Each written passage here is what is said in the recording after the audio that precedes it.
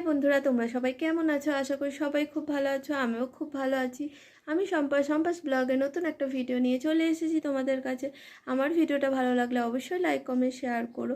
তো আজ রবিবারের দুপুরের মেনুতে আমি কি রান্না করি সেটা তোমাদের সাথে শেয়ার করব।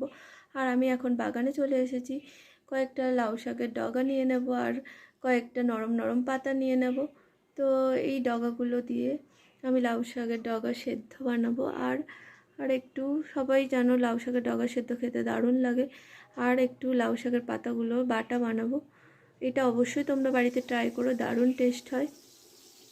তো এইদিকে দেখো পটল ভাজি করতে দিয়ে দিয়েছি, আর এইদিকে ভাত বসিয়ে দিয়েছি, আর এইদিকে আমের চাটনি হবে বলে আম কেটে নিয়েছি। আর চিকেন রান্না হবে, চিকেনগুলো পরিষ্কার করে ধুয়ে নিয়েছি।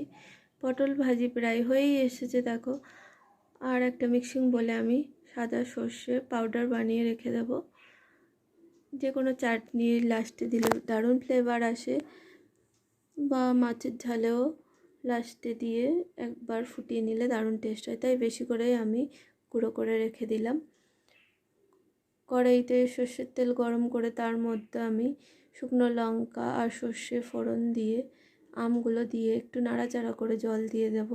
পরিমাণ মতো নুন আর হলুদ দিয়ে আমটা সেদ্ধর জন্য একটু ফুটতে দিয়ে দেবো। আমটা সেদ্ধ হয়ে এলে চিনি দেব, চিনি দিয়ে ভালো করে ফুটিয়ে নেব। তো আমাদের চাটনি দেখো প্রায় রেডি হয়ে গিয়েছে। তার লাস্টে আমি সর্ষে পাউডারটা দিয়ে একটুখানি ফুটিয়ে লাভিয়ে নেব।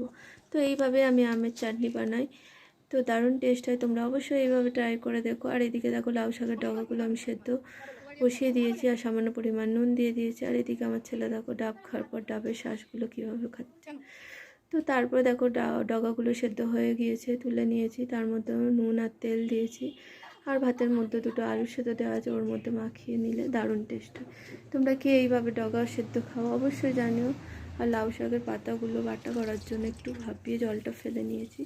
আর এদিকে কড়াই সর্ষের তেল গরম করে তার মধ্যে গোটা গরম মশলা ফোড়ন দিয়ে পেঁয়াজ আর টমেটো দিয়ে ভালো করে নাড়াচাড়া করে নিচ্ছি। পেঁয়াজটা একটুখানি ভাজা ভাজা হলে এর মধ্যে আদা রসুন আর কাঁচা লঙ্কার পেস্টটা পরিমাণ মতো দিয়ে দেব। তো সামান্য পরিমাণে এখানে আমি চিনি দিলাম, তোমরা এটা নাও ব্যবহার করতে পারো। আমি তো বাড়িতে এইভাবেই চিকেন রান্না করি।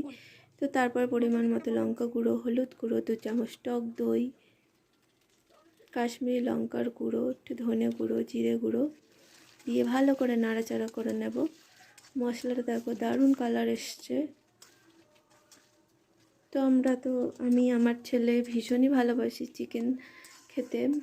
আমরা মাছের থেকে চিকেন খেতে বেশি পছন্দ করি। তো আমাদের প্রত্যেক রবিবারই চিকেন হয়। তো আজকের মনে হলো তোমাদের সাথে একটু শেয়ার করি।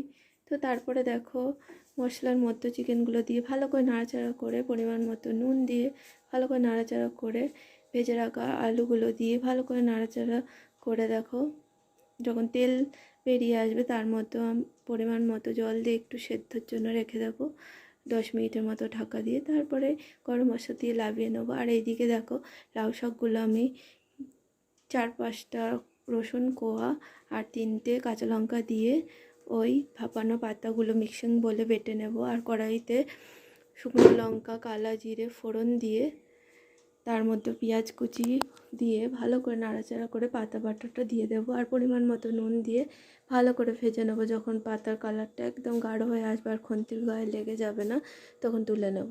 তো দারুণ খেতে, তোমরা অবশ্যই এইভাবে ট্রাই করো। আর এখন দেখো আমরা খেতে বসে গিয়েছি। আমার ভিডিওটা এই পর্যন্তই।